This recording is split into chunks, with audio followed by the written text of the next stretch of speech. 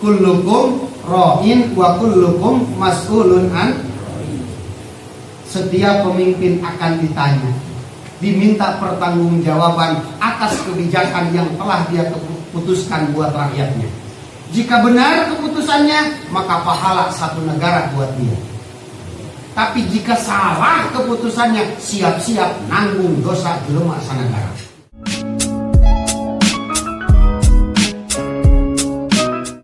Bismillahirrahmanirrahim. Balil ladzina kafaru bi takdzib wallahu min warahim. Bal melainkan alladzina orang-orang kafaru kufur bi takdzibin itu tetap dalam membohongkan. Bima dengan perkara dzikra yang telah disebut. Wallahu dan Allah miwaraihim dari balik orang-orang ladina kafaru muhitun itu yang meliputi. La asima tidak ada yang menghalangi lahu bagi ladina kafaru minhu dari Allah.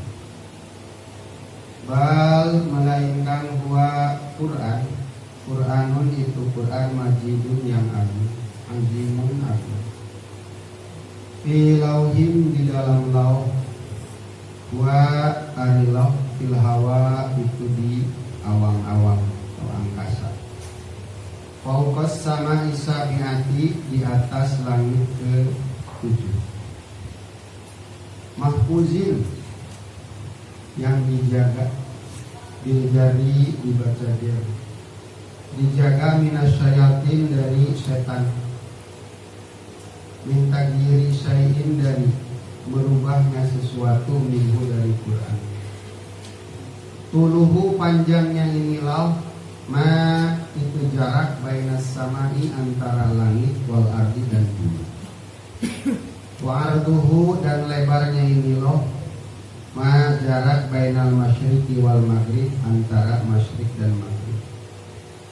Wahwa dan lauh ini min zuratin itu dari permata baydoa yang putih. Olah telah berkata kepada ini pendapat Ibnu Abbasin. Siapa Ibnu Abbas radhiyallahu anhu?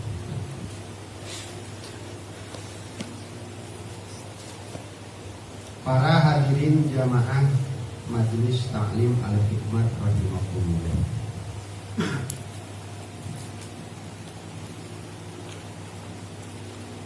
Hal ataka hadithul junud Fir'auna wa Thamud.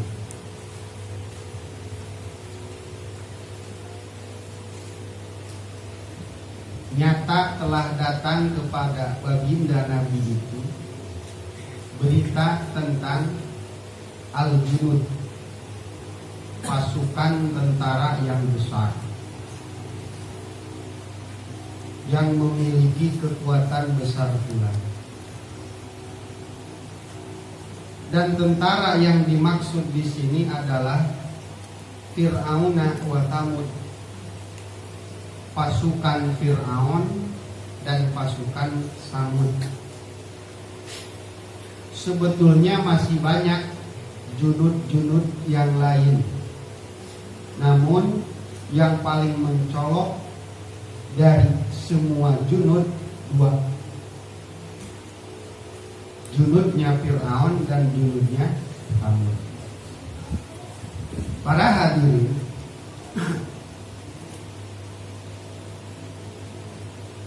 dari semenjak Nabi Adam wafat, saat itu umat manusia Islam kabeh.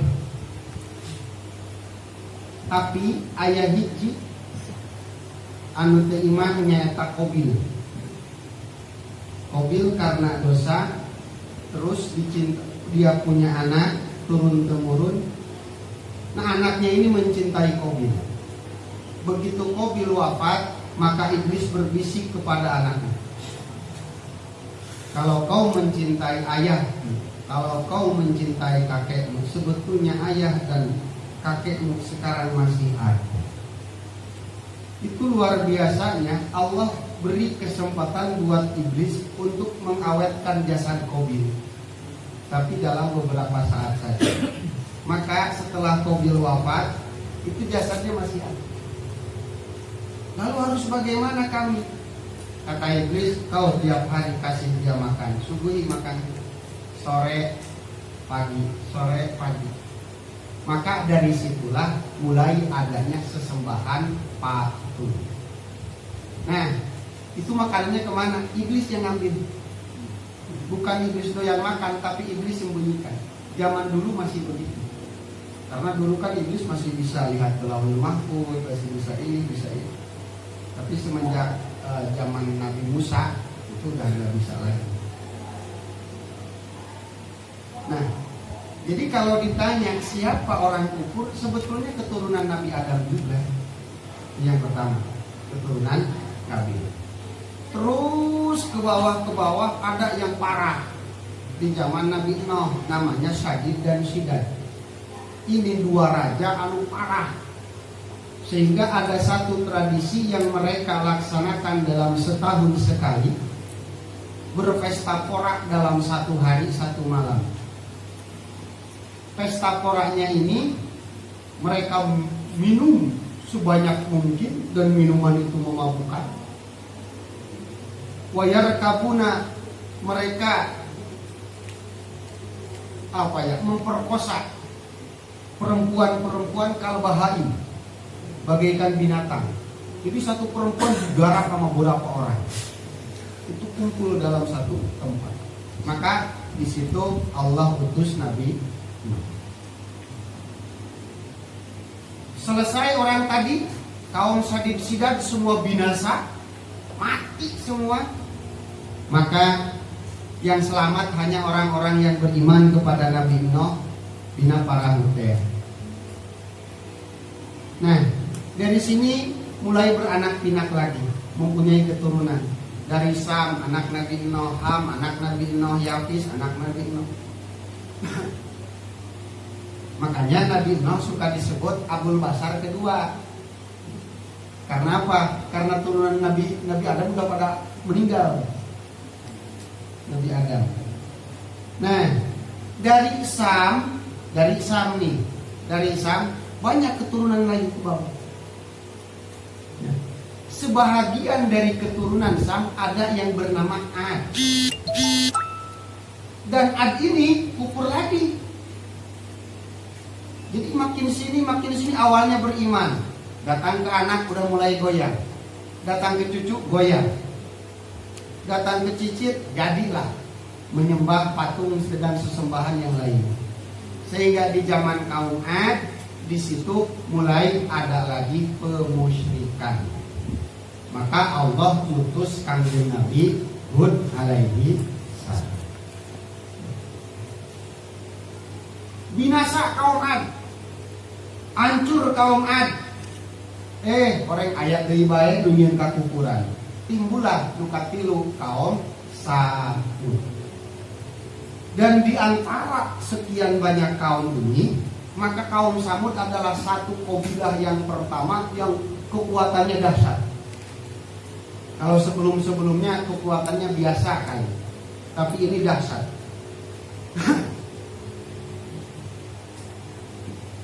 Jadi masih keturunan Nabi Nuh juga. Ad, ya. Ya, kalau di tafsir Sawi bisa dilihat di situ dalam surat Hud. Ad memiliki ayah namanya Awas. Awas, ya, tapi lain Awas Rosadi. Ad punya ayah namanya Awas. Awas punya ayah namanya Irom. Tapi Irom yang itu bukan Irom Adatil Iman yang ini, bukan. Irom memiliki ayah namanya Sam. Sam punya ayah namanya Nuh. Dari Nuh ke Sam ke Irom ke Awas baru ke Ad. Nah, dari Ad inilah mulai banyak orang-orang yang musyrik. Pada saat kaum Ad binasa, timbul lagi namanya Samud.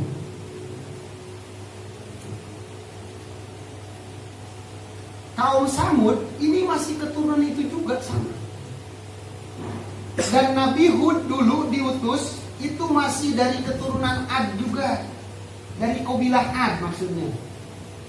Nah, pada saat kaum Samud ada, maka Allah mengutus Nabi Soleh. Dan Soleh masih kabilah Samud, orang Samud juga. Itu yang pertama. Jadi kaum Samud merupakan disebut penerus dari kaum Ad. Maka di sebahagian tafsir Samud ini ada yang menamai Ad Sani. Kalau di zaman Nabi Hud disebutnya Ad Ula. Tapi kalau di zaman Nabi Soleh ini Ad Sani, Samud. Ini yang pertama tuh. Yang kedua, Fir'aun. Fir'aun dia bukan kabilah, tapi memiliki kekuasaan dengan bentuk kerajaan. Pada saat di Mesir itu udah terbentuk kerajaan dari zaman dulu. Sehingga ada satu nama, seorang pemuda anu gagah, otaknya cerdas, tapi bermental pengkhianat level 10. Karena ini si Fir'aun, dia jadi raja, itu mengkudeta raja yang ada. Kalau dilihat dari sejarah Mesir, bisa dibaca di Nabiya, maka ia Fir'aun anu dina Al-Quran adalah Ramses ke-11. Sebelumnya masih ada Ramses yang lain. Nah, ini Ramses ke-11 yang dimaksud Fir'aun dalam Al-Quran. Dan Fir'aun yang ada dalam Al-Quran ini dari partai Kipti. Awas, Kipti lain PDI nya. Kalau PDI dikit-dikit sama lah. Kaum Kipti atau partai Kipti menguasai Mesir. Padahal sebelumnya pemimpinnya bukan dari kalangan Kipti dan sangat pro terhadap Bani Israel. Tapi begitu dipimpin oleh pemimpin dari kalangan Kipti, maka Bani Israel mulai dikucilkan, mulai disepelekan, bahkan dianiaya. Sehingga di sana Allah mengutuslah Kanjeng Nabi Musa alaihissalam. Nah, para hadirin, kenapa di sini Allah menceritakan Al-Junud, Samud, dan Fir'aun? Sedangkan ini ayat menceritakan tentang akidah. Oh begini, karena agama zaman dahulu ini tergantung pada pemimpinnya. Kalau di zaman dulu, kalau satu kelompok orang, baik kabilah misalkan, atau negara, atau kerajaan, maka agama dari kelompok tersebut ini tergantung agama pemimpinnya. Kalau rajanya kafir, otomatis semua rakyatnya pun akan kafir. Kalau rajanya benar, maka rakyatnya akan benar, baik kabilah atau lain sebagainya. Maka kabilah Samud ini adalah satu kabilah yang pemimpinnya dulu penyembah berhala. Baru semua penduduk Samud ikut menyembah berhala. Begitupun di zaman Fir'aun. Maka dari sini bahwa kalau sekarang ayat zaman demokrasi, era demokrasi, tapi tetap agama seorang pemimpin di negara tersebut ia akan berpengaruh karena kebijakannya.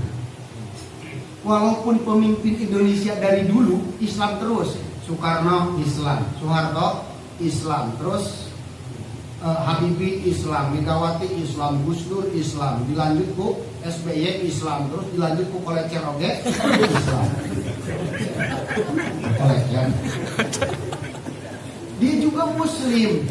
Tapi seberapa tebal keislaman anak, ia bisa berpengaruh karena kebijakan di rakyatnya. Dulu enak, sekarang mulai kerasa. Oleh karena itu, bijak-bijaklah dalam memimpin, lihat agamanya. Kenapa Indonesia mayoritas umat Islam, jangan sampai kita memilih pemimpin anu agama Islam na ieu emah imana kos kicak-kicak namun kicak kunang-kunang imana kayak kunang-kunang picek. Kenapa? Engke kebijakanana terhadap umat-umat Islam akan kurang pro. Jeung kade deui nya kullukum ra'in wa kullukum mas'ulun an. Setiap pemimpin akan ditanya, diminta pertanggungjawaban atas kebijakan yang telah dia putuskan buat rakyatnya. Jika benar keputusannya, maka pahala satu negara buat dia. Tapi jika salah keputusannya, siap-siap nanggung dosa jelema sanagara. Makanya aing mah dititah jadi presiden bung. Keur eueuh nu nitahna.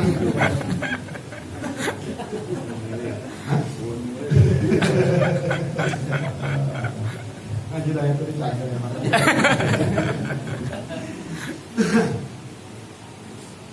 Ternyata satu kaum Samud, Pa'ammal ladina Samud ieu, Pa'uhliku bit tagiyah. Bahkan dina sejen waladina kafaru wa akhadal ladina kafaru as-sayhah. Kaum Samud ku Allah dibinasakan dengan soihah.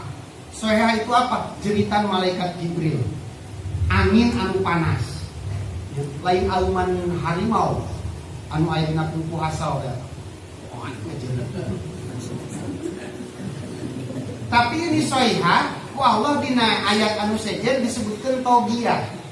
Apa itu togiyah? Togiyah itu melampaui batas.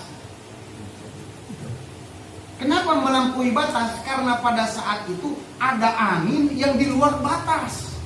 Anginnya kencang, panas, membakar orang-orang yang ada di sekitar. Sehingga mereka hancur, seolah-olah kampung itu tidak pernah ada sebelumnya. Rata. Iya kaum Samud hancur. Penyebabnya satu, gara-gara tidak iman. Firaun, itu deh. Tapi di zaman Firaun, dulu itu Firaun pemimpin yang otoriter dan semua rakyatnya wajib militer. Wajib militer teh dia dengar kerjanya. Jadi pada saat negara aman itu semua rakyat biasa, yang dagang-dagang, yang ke sawah, yang ke kebun. Tapi pada saat kondisi negara darurat akan berperang, maka semua rakyat berhak memiliki senjata ikut berperang ngabela negaranya. Eta nu kitu wajib militer. Dan semua rakyat anu negarana itu ieu wajib bisa ilmu bertahan diri. Tuh, model Korea Utara tah, ieu wajib militer. Semua warga rakyat satu negara itu bisa jadi tentara semuanya pada saat negarana kacau. Nah, ieu Firaun pada saat berperang atau ngadu ilmu jeung Nabi Musa, maka ieu berangkat kabeh jeung rakyat-rakyat. Nah, mudah-mudah Nabi Musa hancur tenggelam beak kabeh di Laut Merah. Tuh, anu itu ku angin seuneu, anu ieu ku cai. Jadi penguasa udara bergabung dengan penguasa api, bergabung dengan penguasa air. Mengendali air. Baru Wan ini mah anak-anak muda Wan. Apa itu kalau dibilang ada pengendali film Avatar.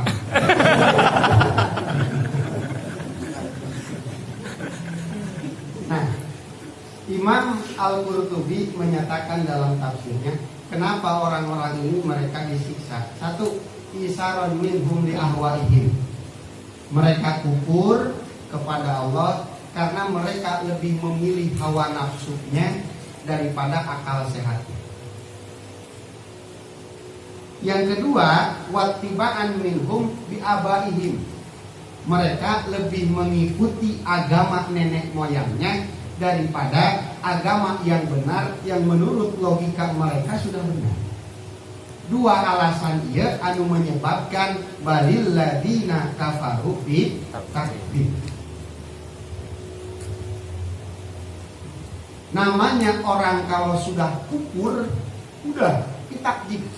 Sampai kapanpun dia akan membohongkan dari segala dalil hujah yang Allah hantarkan lewat para rasul. Penwujudnya utus Nabi Nuh, utus Nabi Soleh, utus Nabi Hud, utus Nabi Musa. Itu mereka lengkap dengan segala macam mukjizat. Gak ada lagi mukjizat anu memang bisa nyian iman. So, di zaman Nabi Isa, mereka minta kepada Nabi Isa, coba kalau benar Tuhanmu bisa menghidupkan, bisa enggak orang yang mati ini hidup kembali? Ditunjuk kuburan anak, cek Nabi Isa, lamun sia bakal iman, aing tinggal minta ka Allah udang deui, heueuh aing rek iman. Ditepak udang. Hirup. Bahkan ada dua pasang, satu laki-laki, satu perempuan, yang katanya dia mau menikah enggak keburu, maot manten. Sadua nama maot. Hidup, dihidupkan lagi, dan setelah hidup mereka jadi kawina, berumah tangga seperti biasa. Eta mau kayak gitu jadi terus buka anak segala eta, buka anak incu di zaman Nabi Isa. Bahkan sebelumnya tadi Sam yang anak Nabi Nuh di zaman Nabi Isa sempat dihidupkan kembali oleh Nabi Isa atas kuasa dari Allah. Hidup geus hirup ngabejaan, kudu iman sih ka Isa. Geus itu maot deui.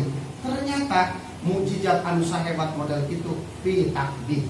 Tegaikeun. Bahkan minta luar biasa.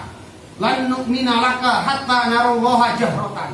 Aing moal iman ka anjeun kecuali kami nampu Allah secara budak. Aduh, pan bejeuna ieu. Enggak ada satupun rasul nabi yang bisa melihat Allah di dunia.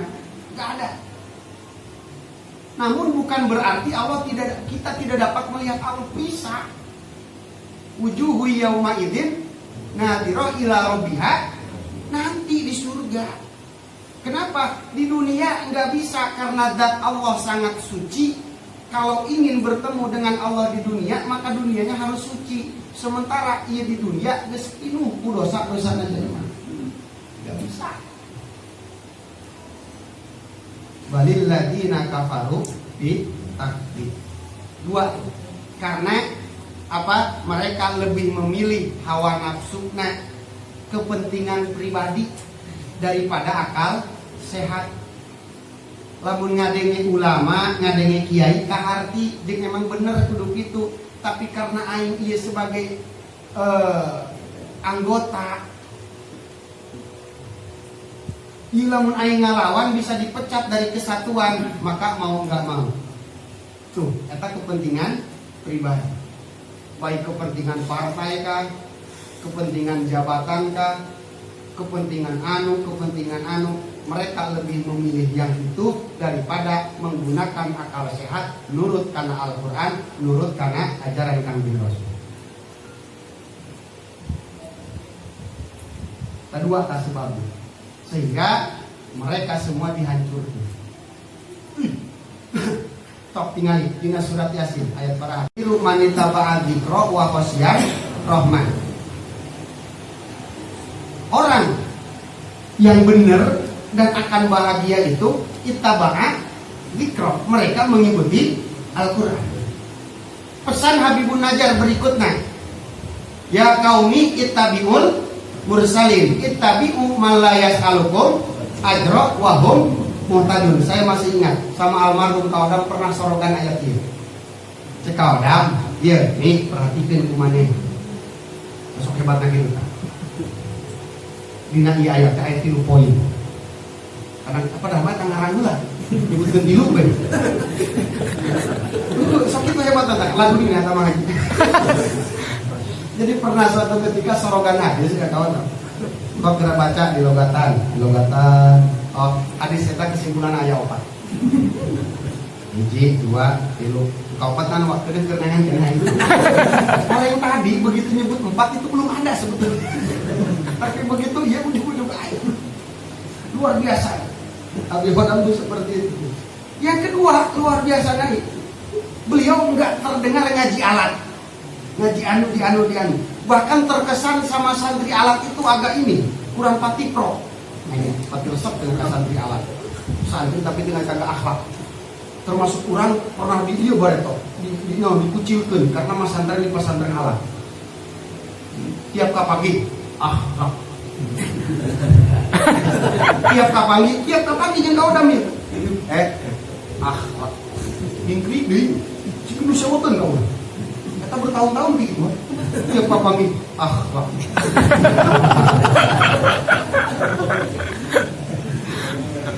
Jaga akhlak.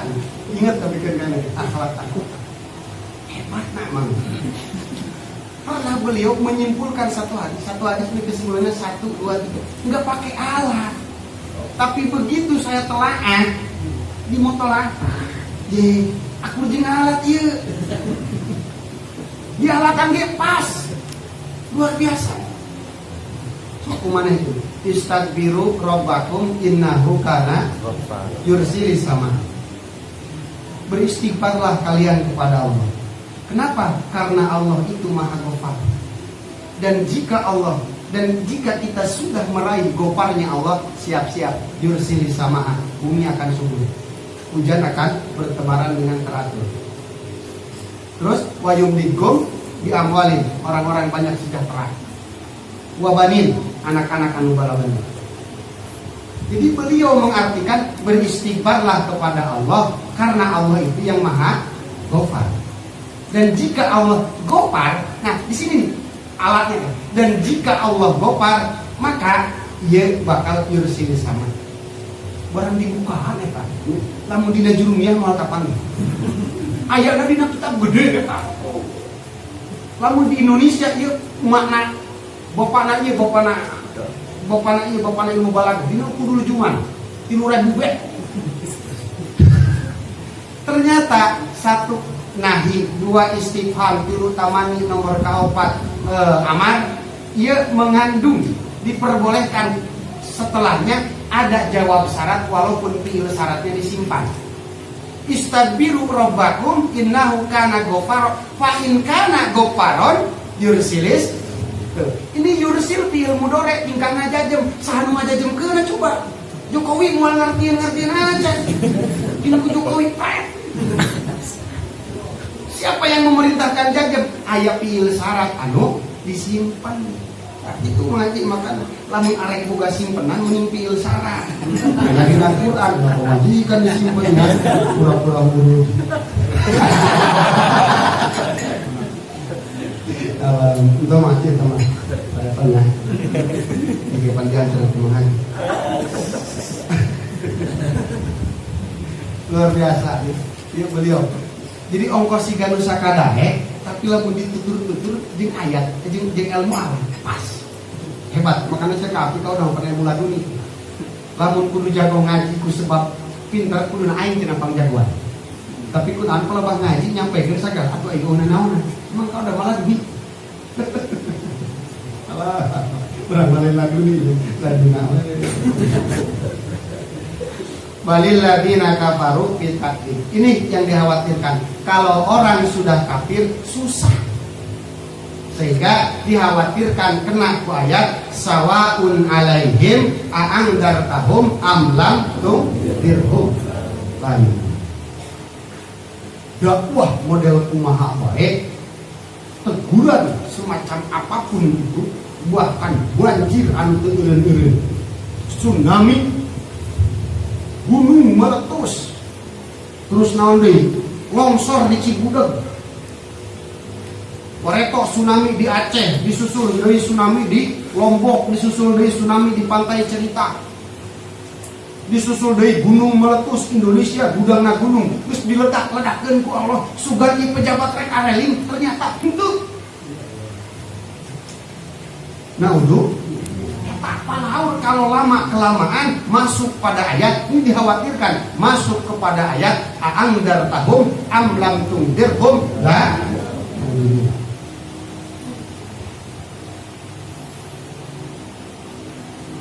Padahal wallahu min waraihim muhit. Kenapa mereka seperti itu terus? Tadi keputusan seorang pemimpin, ia kebijakannya akan berpengaruh bagi rakyatnya. Kalau pemimpin agamanya kurang bagus, maka keputusan dia akan lebih cenderung pada hawa nafsu, akan lebih cenderung kepada abaihim. Siapa abaihim? Petinggi-petinggi manehna. Memang saya cuma kader partai.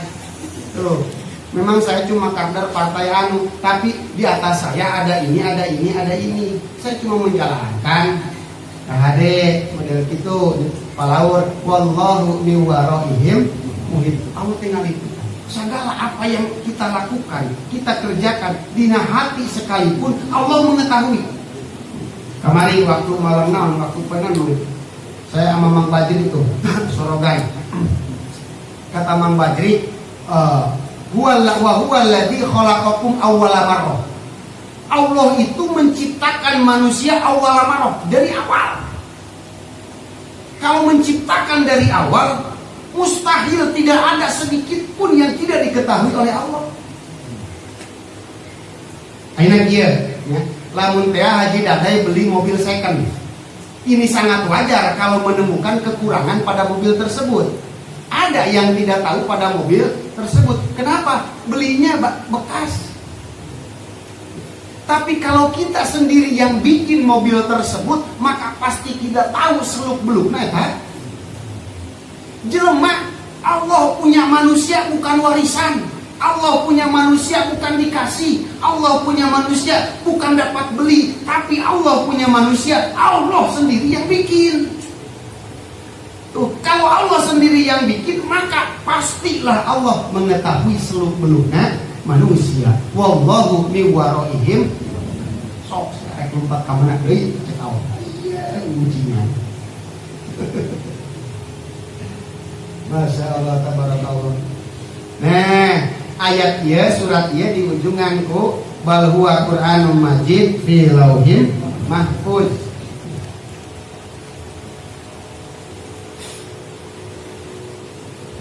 Salah satu asma baginda Rasul dina kitab Dalailul Khairat ayat nomor 45 ayat hudan. Ieu rada yoga soalnya irtibat. Kenapa di ujung akhir ayat dia, di ujung akhir surat dia, Allah menyebutkan bal huwa Qur'anum Majid.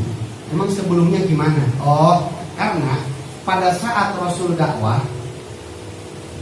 itu orang-orang kafir menyalahkan satu Rasul, dua menyalahkan Al-Quran. Artinya tidak menerima, tidak percaya, bahkan mengatakan Al-Quran itu syair, bahkan Al-Quran itu adalah sajak. Al-Quran dongeng, Al-Quran ini, Al-Quran itu.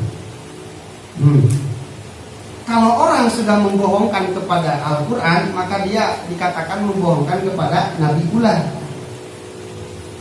Satu, Al-Quran itu disebut hudan. Dan Kangjeng Rasul disebut hudan. Tuh. Salah satu nama Al-Quran itu hudan. Dzalikal kitabul la raiba fihi hudan. Al-Quran adalah hudan, hudan adalah Al-Quran. Dan salah satu asma Nabi dari yang 200 di kitab Dalail dibuat yang nomor 45 adalah hudan. Rasul namanya hudan. Hudan adalah Rasul, Rasul adalah hudan. Nah, kalau orang sudah tidak percaya pada Al-Quran, berarti otomatis dia tidak percaya kepada Rasul. Lu terpercaya nama Muhammad. Tidak iman maka Muhammad. Tapi kalau tidak iman kepada Rasul, otomatis dia tidak akan iman kepada Al-Quran. Karena wa ma yantiqu anil hawa, tidak ada satupun yang keluar dari mulut mulianya baginda Nabi, melainkan itu adalah wahyu dari Allah. Baik wahyu anu jadi Al-Quran atau wahyu anu jadi bentuknya hadis, ya. Nah, para jamaah sadayana, hal sakitu, jangan sampai kita mengalami kengerian yang diceritakan dalam Al-Quran ini, dalam surat ini, mulai Ashabul Ukhdud, mulai Samud, mulai Fir'aun, sehingga mereka dicap oleh Allah balil ladzina kafaru bi takdir ieu anu dina ayat Al-Baqarah mah khatamallahu ala qulubihim wa ala sam'ihim terus wa ala absarihim bisawab. Kalau orang sudah begini, ulah pun Rasul lebih tinggi dari Rasul sekalipun kalau ada tidak bakal bisa beriman. Nauzubillah. Wa al sakitu, maka bagi kita jangan lupa satu, minta atau berdoa ke Allah, minta ditetapkan iman. Ini penting, ketetapan iman. Sok disebutna lamun ku salat aya salat awabin ba'da maghrib nya, ba'da maghrib mau 10 rakaat silakan, 20 rakaat silakan. Minta ditetapkan iman.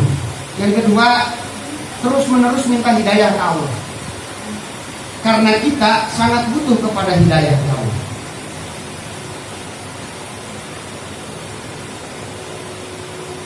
Nomor katilu ya doa anu sok dibaca dina sebelum salam salat. Allahumma inni a'udzubika min adzabil qabri wa a'udzubika min fitnatil mahya wa min fitnatil masih. Kita berlindung kepada Allah dari fitnah pada saat ini. Jangan sampai kita terkena fitnah cobaan seperti tadi. Ya alhamdulillah ya. Anu dua mah saya pribadi sok ngamalkeun. Karena anu pertama ieu wasiat. Tahun 2003 saya berjamaah asar dengan Abi Hodam. Beres berjamaah ai kaoda mah nepikeun ka anggeus wiridan. Kurang mah Allahumma ajirna minan langsung lompat. Masih panas pada saat itu wiridan.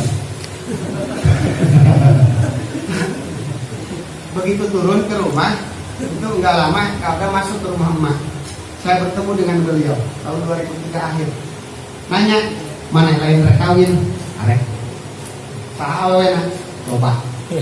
Ebara 14. Mun anu 8 geus wau anu genep diincar. Segera istihoroh. Minta hidayah dan petunjuk ka Allah. Kumaha carana? Baca ihdinas siratal mustaqim tiap sujud terakhir salat. Alhamdulillah dari semenjak itu saya sering baca itu. Sujud terakhir baca ihdinas siratal mustaqim. Silakan para jamaah. Saya bukan mengijazahkan, tapi saya menyampaikan. Kali saja dengan membacanya para jamaah ihdinas siratal mustaqim, nanti pahalanya akan sampai akan datang kepada almarhum. Kayak orang barang datang ke kuburan ke kuburan maut dipanggil ke kawan. Atur nuhun kasep ihdinas siratal mustaqim mane sok datang karas. Ihdinas siratal mustaqim tiap sujud terakhir dina salat kecuali salat jenazah eta mah teu meunang. Ya, di antaranya faedahna teh untuk minta terus-menerus dibimbing ku hidayahna Allah. Nomor kedua, supaya kita dalam mengambil keputusan itu enggak salah. Ya, itu disebutnya istikharah abadi. Satu, naon?